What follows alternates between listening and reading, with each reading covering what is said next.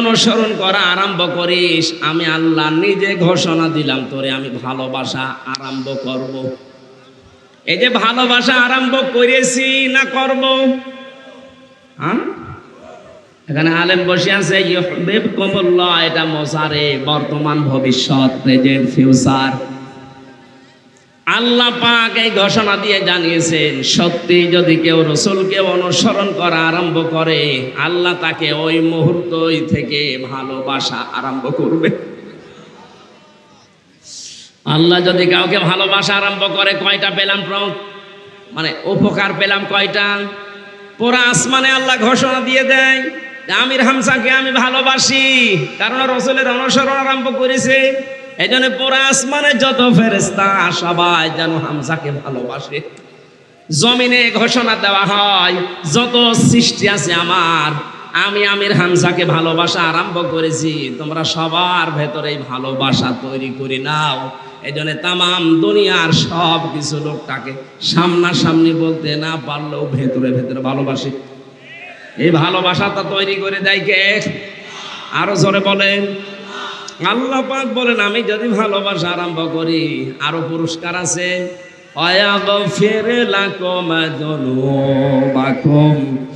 তোর জীবনের যত অপরাধ ছিল সব আমি আল্লাহ মাফ করে দেই।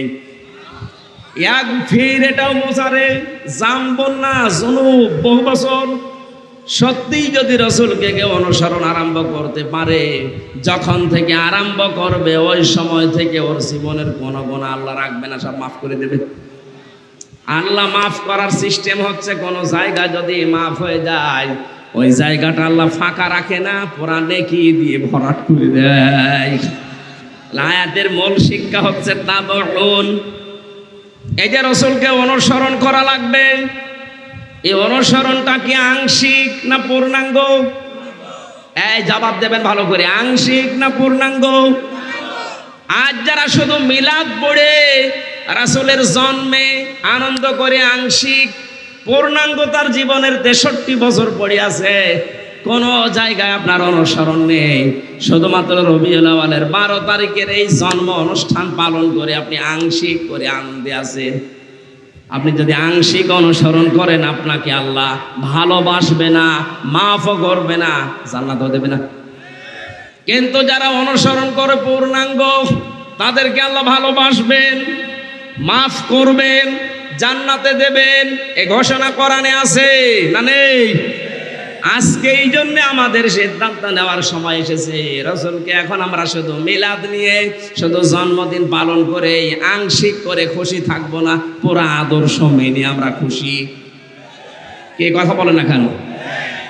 এটাই হবে রবিউল আউয়ালের মূল প্রতিপাদ্য বিষয়।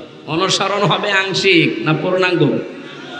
নামাজে যদি আপনি অনুসরণ করতে পারেন, সিয়ামে যদি অনুসরণ করতে পারেন, হজ করতে গেলে রাসূলের মতো হজ করতে পারেন, যাকাত দিতে গেলে যদি রাসূলের মতো হিসাব করে যাকাত দিতে পারেন, রাজনৈতিক জীবনে কিভাবে রাসূল চলেছে ওইভাবে আপনি চলতে পারেন না। কি কথা বলেন না কেন? এটা কাজে রাজনীতি মনে হয় আপনার কাছে?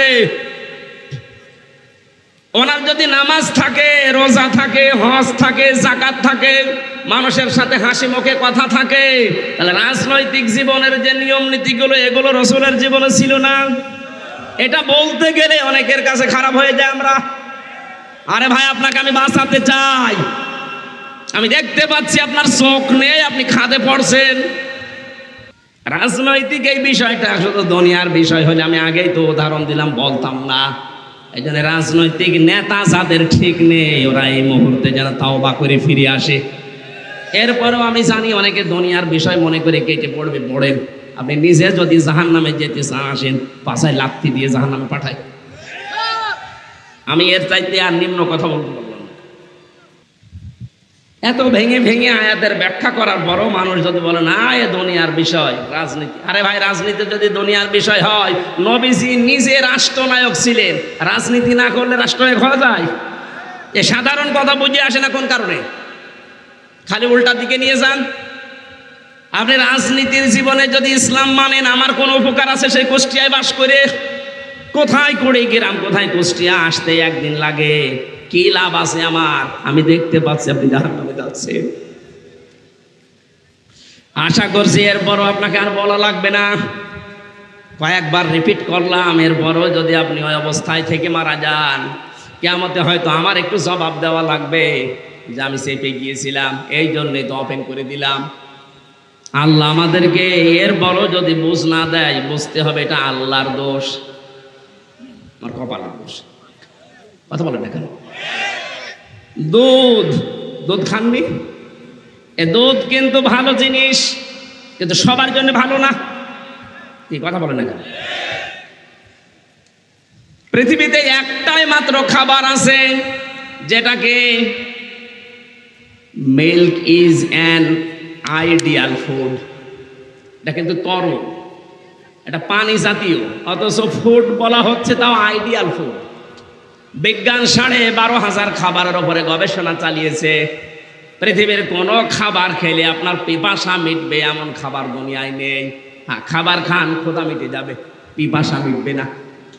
পিপাসা মিটাতে হলে আপনাকে পানি খাওয়া লাগবে, কিন্তু পানি খেলে শুধু পিপাসা মিটবে, ক্ষুধা মিটবে না।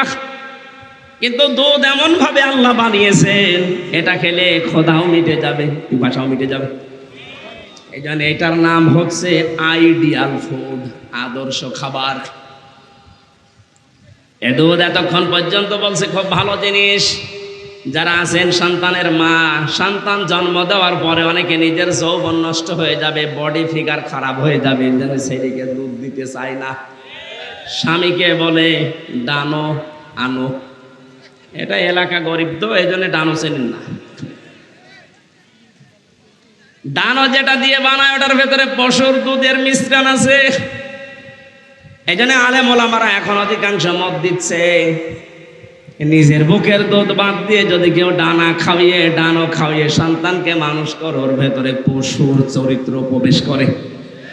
এই জন্য বড় হলে দেখা যায় ওই সন্তানাদি আর মা বাবাকে মানতে চায় না, তখন ওরা ওকে মা বাবাকে বৃদ্ধাশ্রমে রেখে আসে। এরকম অবস্থা দেশে নেই। আশা করছি আপনারা 6 মাস পর্যন্ত অন্তত বুকের দুধগুলো খাওয়াবেন। এটা দিলে আপনার স্তনও ভালো থাকবে, স্তন ক্যান্সার হবে না।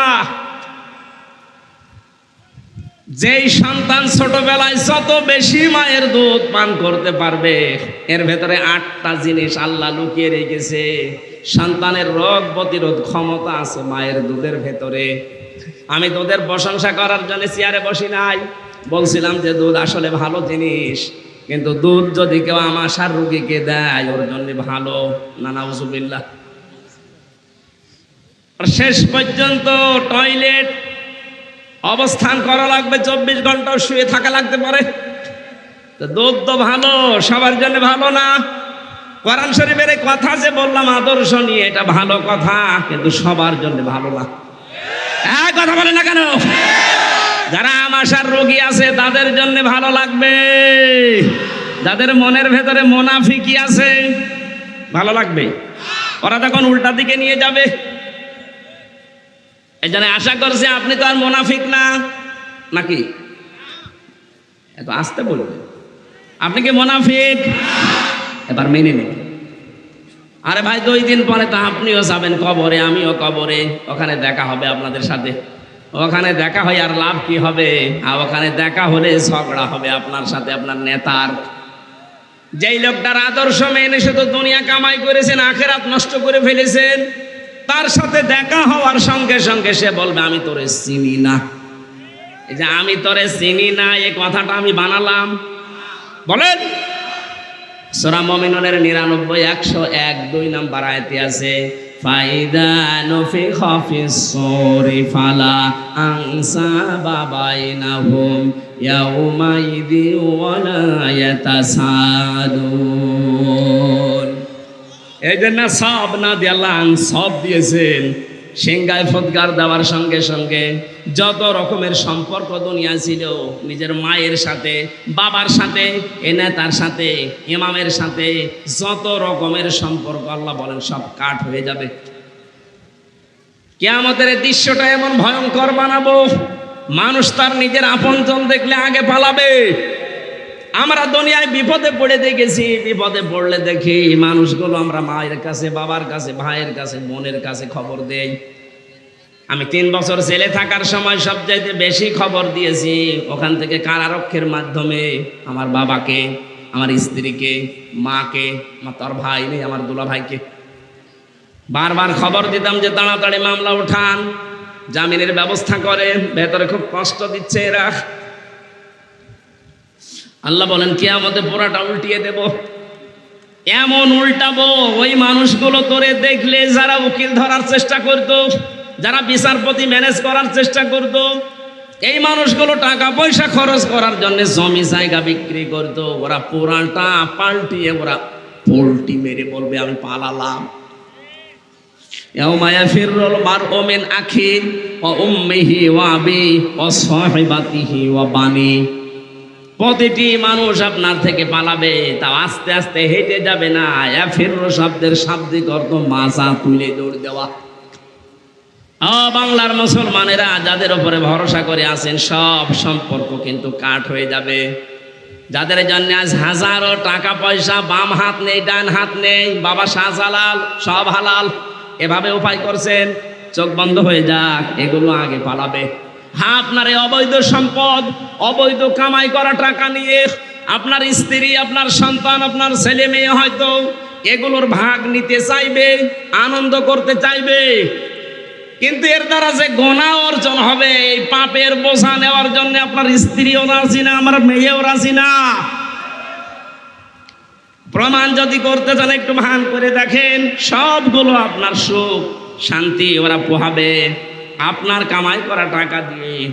কিন্তু এই মানুষগুলো যে কামাই করলেন, যে পাপ হয়েছে বাম হাতে ইনকামের দ্বারা, একটা টাকার ভাগ আপনার স্ত্রী, আপনার ছেলে নিতে রাজি হবে না।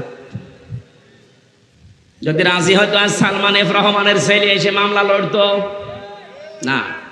বাংলাদেশের প্রথম ধনী সে আগে 1 নম্বরে আছে, 36,000 কোটি টাকা এদেশ থেকে পালিয়েছে।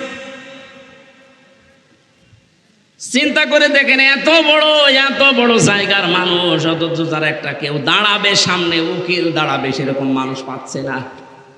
কয়েকদিন আগে আনিসুল হক, কত দাপট ছিল তার, সেই লোকটা বৈধ অবৈধ নেই, কত টাকার মালিক তারা, দীপুমণি, আমি নাম ধরে বলছি এই জন্য আপনারা বুঝতে সহজ হবে। এই জোনায়েদ আহমেদ বলো কত টাকার মালিক নিজের নামে, বর নামে, মেয়ের নামে বানিয়ে গেছে, অথচ একটা উকিল এখন পাশে দাঁড়াবে সেরকম উকিল পাচ্ছে না, শুধু ডিম পাচ্ছে, পচা ডিম। আমার সেদিন হাজিরা ছিল, দেখলাম এনুকে, এই যে ইনু নুনু, ওরে একজন লাথি দিয়েছে, অথচ 5 তারিখের আগেও ওর যে দাপতের কথা ছিল, জামাত নিষিদ্ধ করে ওনাকে আনন্দে সেজদা দিয়েছে। কি আনন্দ করেছে, এখন লাথি খাচ্ছে।